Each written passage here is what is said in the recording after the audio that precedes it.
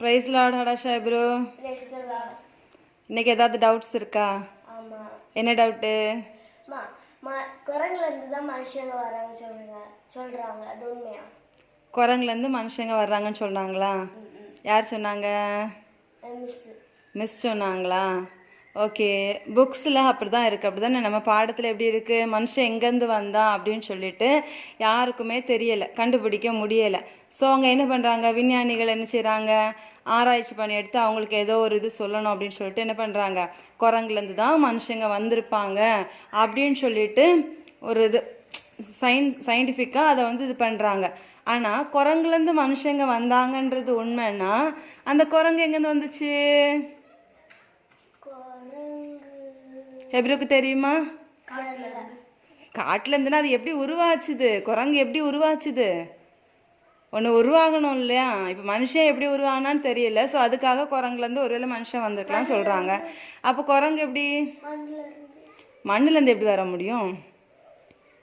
அதை உருவாக்குறது எப்படி? அது எப்படி வந்துச்சு புதுசாக? அது ஏதாவது ஒரு இது இருக்கும் இல்லையா? ஆனால் பைபிளில் இருக்கு, நான் சொல்லட்டுமா? பைபிளில் எப்படி இருக்குன்னு சொன்னால், ஆண்டவர் தான் உருவாக்கியிருக்காங்க மனுஷனை. குரங்குலேருந்து ஒன்றும் மனுஷன் உருவாகலை, சரியா?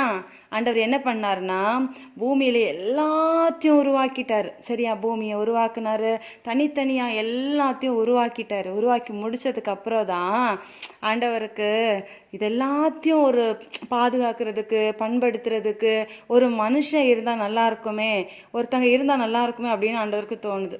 அப்போ தான் என்ன பண்ணுறாரு, ஆதாம உருவாக்கலான்னு முடிவு பண்ணுறாரு. எப்படி உருவாக்குனார் தெரியுமா? மனுஷனை முதல்ல கொஞ்சோண்டு மண் எடுத்து அழகாக ஒரு உருவத்தை செஞ்சு, அவர் தனக்கு சுவாசனம் தெரியுமா? மூச்சு காத்திருக்கு இல்லையா?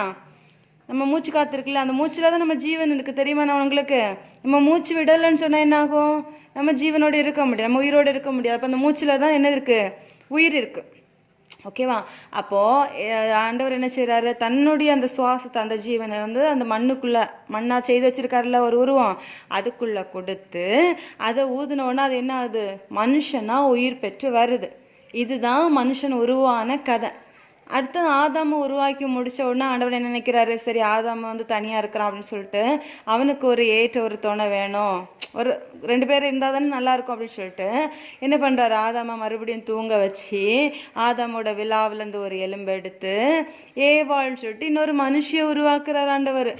இதுதான் மனுஷங்க உருவான கதை. இதில் இருந்து தான் அவங்க 2 பேருமே என்ன பண்ணாங்க, அதுக்கப்புறம் அவங்களுக்கு காயின் ஆபேல் அப்படின்னு சொல்லிட்டு 2 பிள்ளைங்க பிறக்கிறாங்க.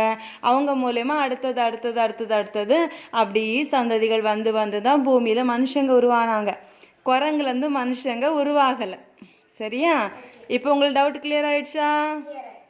அப்போ சயின்டிஃபிக்காக இருக்கிறதெல்லாம் குரங்குலேருந்து மனுஷங்க வந்தாங்கன்னு சொல்கிறதெல்லாம் வெறும் பொய் மட்டும்தான். உண்மையானது என்னது?